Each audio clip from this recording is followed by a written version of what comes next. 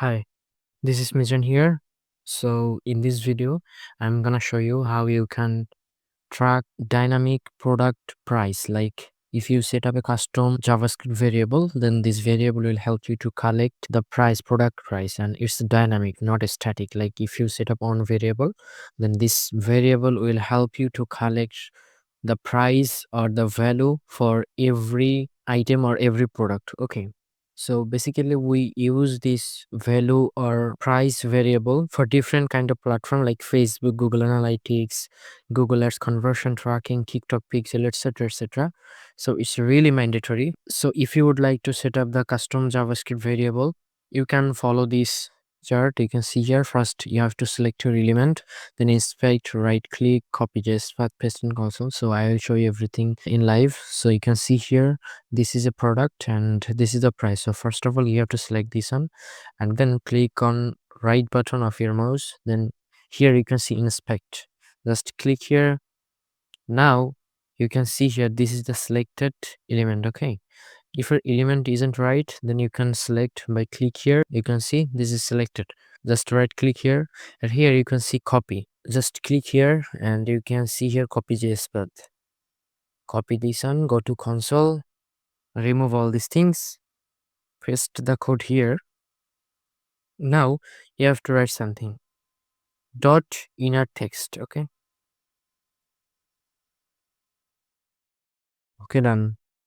Then dot replace first bracket, then we have to remove the $sign. So write here $sign, then comma. Okay, you can see this is the price and this is the price. So now we can see here the current value or price data type is string, so we have to convert it to number. So to do it, first we have to copy this code and write here first float, first bracket, then paste the code here, and you can see here this is the number. Okay, so if I show you, then you will understand. Just copy this one and write here type of.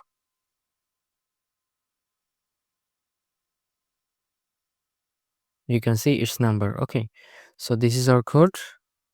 If I show you, then this is the price. Okay, let's view another product.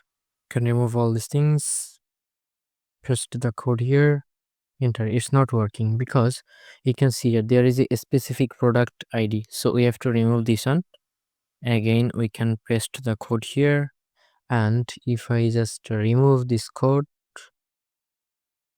I mean product ID, and you can see it's working. This is the price. Okay, and we already removed the $sign.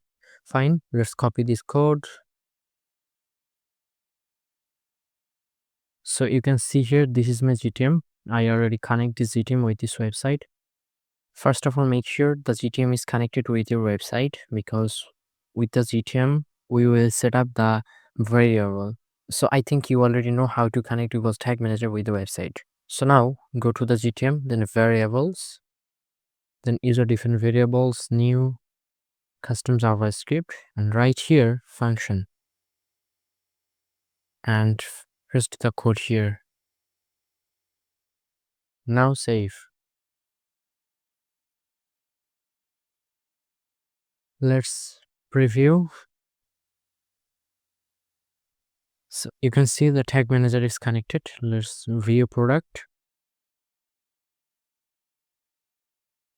If I go here, variables, then this is our variable. Okay, this variable has created few times ago. So this is the price. You can see this is the product price and the type number. Okay, fine. Let's view another product. This is 23.99, and now we can see this is the value 23.99. So we already set up the variable, custom JavaScript variable, to collect the item price or value. And now if you would like to send this parameter or variable with events like Meta Pixel, Google Ads, then you can easily use this. So I hope you could understand all these things, and if you have any questions or confusion, feel free to comment in the below, and if you need any further help, feel free to reach out. Thanks for watching. Bye bye.